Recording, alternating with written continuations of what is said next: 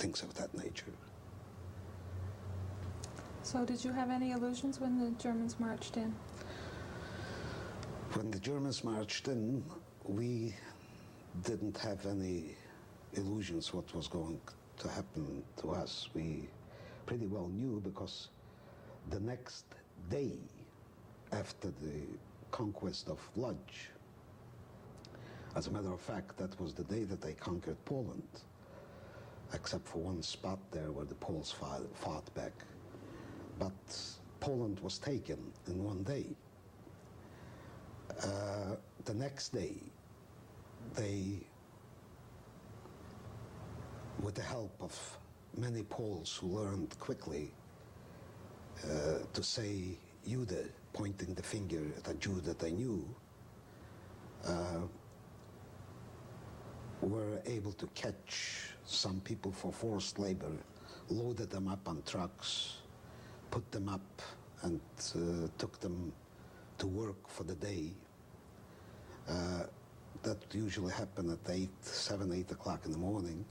At 12 o'clock they gave you a soup, and then they released you in the evening at the same place where they caught you, say a group of 50 or a group of 45 or 60.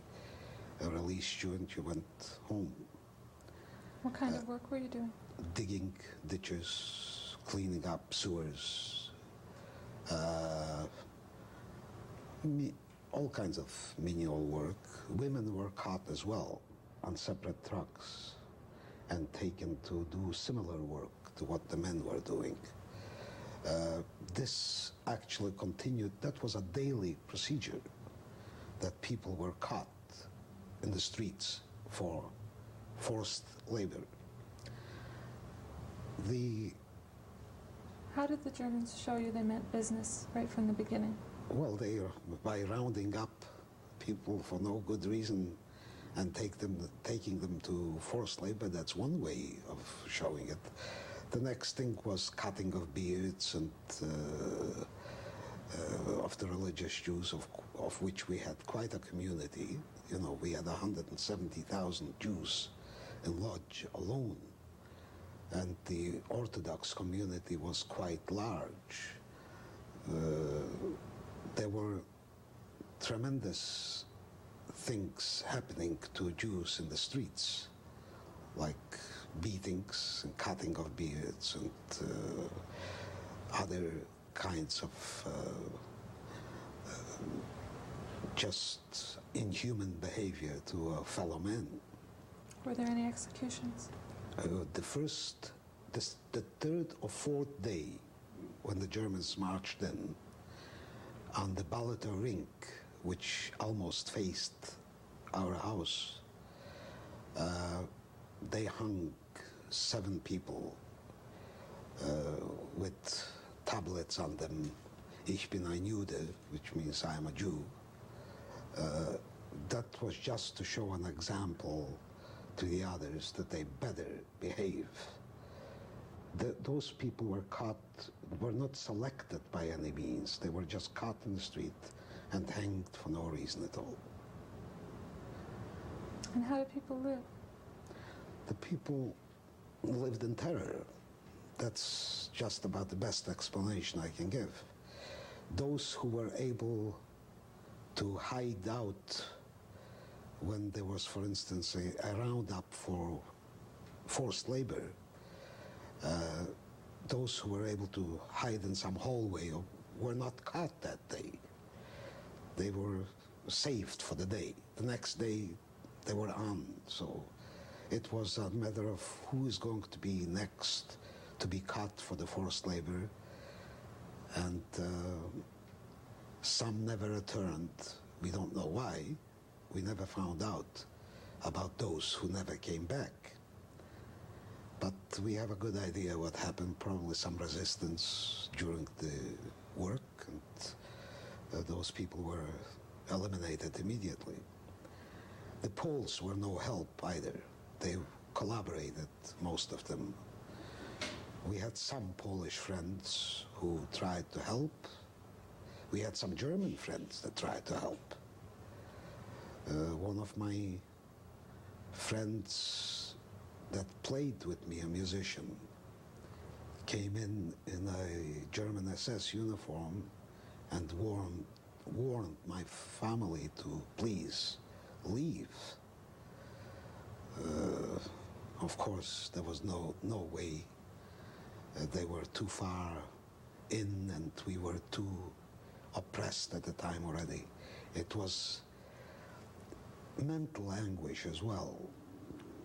Tremendous physical anguish, mental anguish, physically they tried to get out of us as much as they possibly could, and mentally we were already starting to be depressed. How did your parents manage through the first 9 months before the ghetto was formed?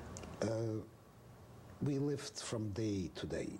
In other words, it was still pretty free in as far as stores having some supplies, and we were able to buy certain things. Of course, there was immediately a black market of which we were able to buy certain things on the black market. Certain things were still available.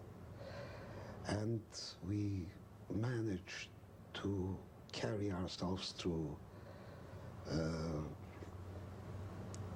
So far, it was an indefinite thing for us as far as the business of catching people for forced labor and going through the routine of daily living. It was from day to day, from hour to hour, from minute to minute, actually. Were people able to gather in groups? Any group that gathered for no reason, of course the roundups were groups, but those groups were supervised by Germans, put on the trucks and taken away. But any group that gathered in an unauthorized manner was shot at if discovered. And sometimes there were 3 dead, sometimes 10, sometimes 2 dead and 5 injured, or whatever. But there was no way that you could gather for some purpose, in other words, to resist or whatever, because they were just about patrolling every place. And don't forget, one German with a machine gun could do more damage than 5,000 Jews without it. When is the ghetto formed? The ghetto was formed, the ghetto was closed on May 1st, 1940. That was after living in horror for 9 months. The ghetto was closed. The order was very peculiar. The order came to the Germans and to the Poles first, that as of April 30th, they must be out of the vicinity of the ghetto. They must abandon their homes and whatever they had must be abandoned and moved out of the ghetto vicinity. At that time, some Germans left, some Germans and some Poles left very reluctantly. They would have preferred to stay because that was their home. Some of them were dancing in the streets because they had to leave. But the ghetto was physically closed on May 1st, 1940. Where did you live? We happened to be in the lucky position that my grandmother lived at number 5 Savichy, we lived number 7 Savichy, which was just a door away.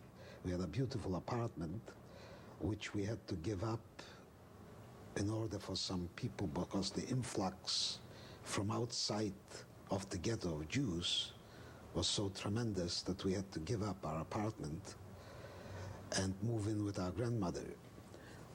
Although we were comfortable,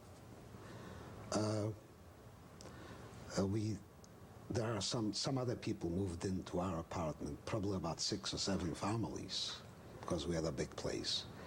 And my grandmother took us in, and we stayed at her place for the duration of the ghetto.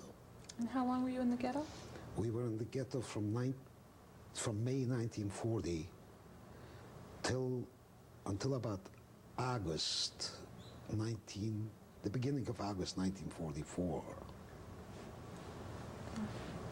Tom. How many Jews were in the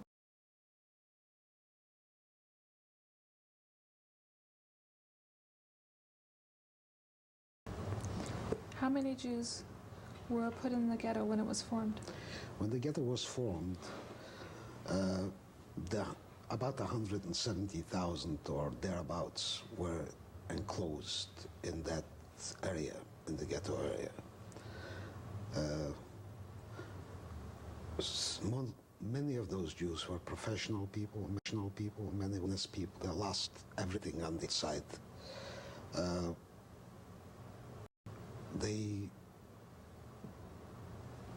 In other words, it became,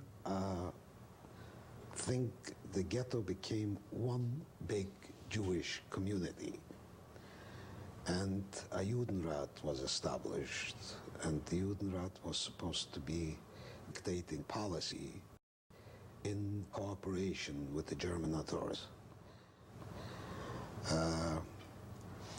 They started building, actually not building, but they converted some places into tremendously big factories.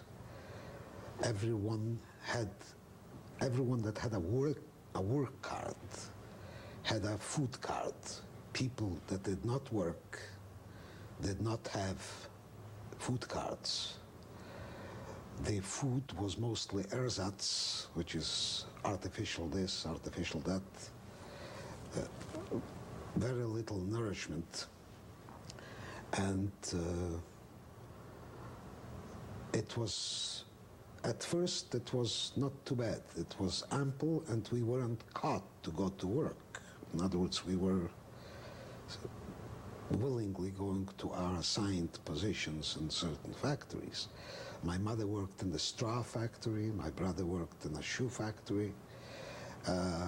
My grandmother they opened up factories for children from the age of 4 to about 9. Those children were braiding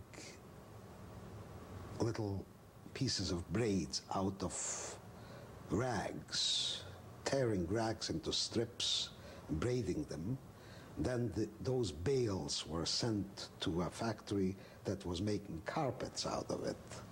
So actually the chance was that a 4-year-old had employment, was employed 8 to 10 hours a day.